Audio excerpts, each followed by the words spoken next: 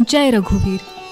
श्रोते हो, संत कबीर स्वतः आत्मज्ञानी संत असल्यामुळं त्यांचा शिष्य परिवार मोठा होता. सर्व जाती धर्माचे लोक त्यांचे शिष्य होते. ऐहिक जीवनात गुरुचं महत्त्व आपण जाणतोच.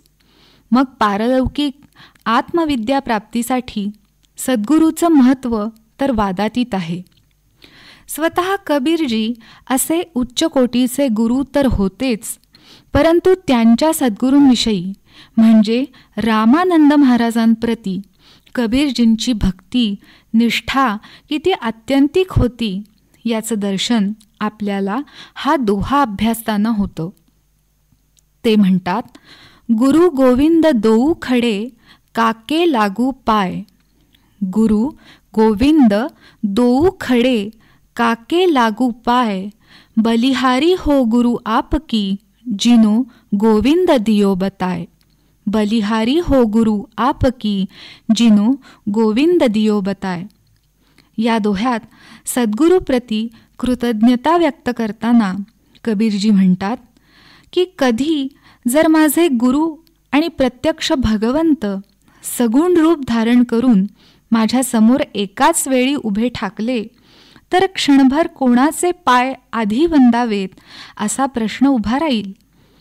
पण लगेचच विनाविलंब ते आत्यंतिक नम्रपणाने या प्रश्नाचं उत्तर देताना म्हणतात, भगवंतांनी मला प्रत्यक्ष दर्शन द्यावं एवढ्या योग्यतेपर्यंत मला माझ्या सद्गुरुरायांनीच आणलं आहे. सद्गुरु कृपेनीच मला भगवंताच्या दर्शनाचं भाग्य लाभलं. म्हणून भगवंतापेक्षाही माझे सद्गुरूच अधिक श्रेष्ठ असल्याने मी प्रथम माझ्या गुरूंनाच वंदन करेन.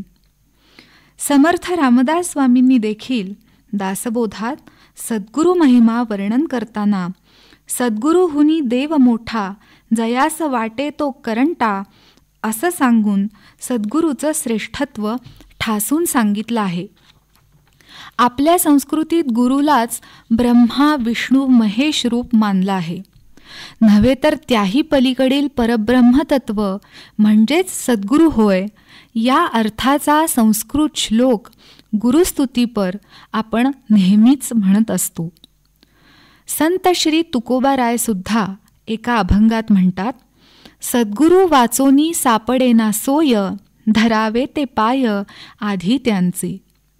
अशा प्रकारे सर्वच संतांनी थोर महात्म्यांनी सद्गुरु महिमा एकमुखाने कथन केला आहे. समर्थ म्हणतात, सद्वस्तू दाखवी तो सद्गुरू. या नश्वर ऐहिक जीवनात जीवाला खरी विश्रांती आणि समाधान सद्गुरूंच्या चरणाशीच प्राप्त होतं. वेगवेगळ्या धार्मिक ग्रंथातून पुराणातून आपण नेहमी असेच दाखले वाचत आलो आहोत की ज्यात अगदी सर्वसामान्य माणसापासून सर्व सत्ताधीशापर्यंत होऊन गेलेले लोक, सर्व कुटुंब, परिवार, धनसंपदा इत्यादी असूनही जेव्हा संकटात सापडले तेव्हा केवळ गुरुकृपेनीच सुखरूप तरून गेले.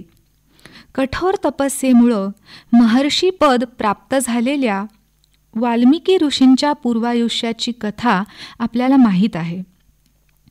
कुटुंबातील कोणीही वाटमारीमुळे घडणाऱ्या पापात सहभागी होणार नाहीत.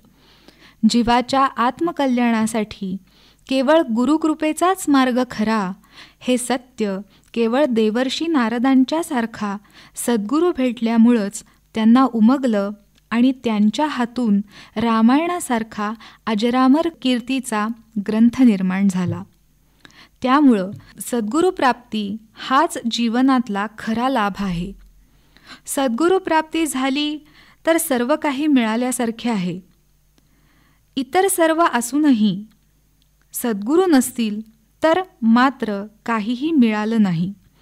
कारण आई वडील, पती पत्नी, मुलगा इत्यादी नाती तर घरोघरी सापडतात, पण सद्गुरू मात्र क्वचितच महत्भाग्याने मिळतात. दोहा सांगतो, सद्गुरू मिले जू सब मिले न तो मिला न कोय. सद्गुरू मिले जू सब मिले न तो मिला न कोय. माता पिता सुत बांधवा येतो घर घर होय. मात पिता सुत बांधवा येतो घर घर होय. जानकी जीवन स्मरण. जय जय राम.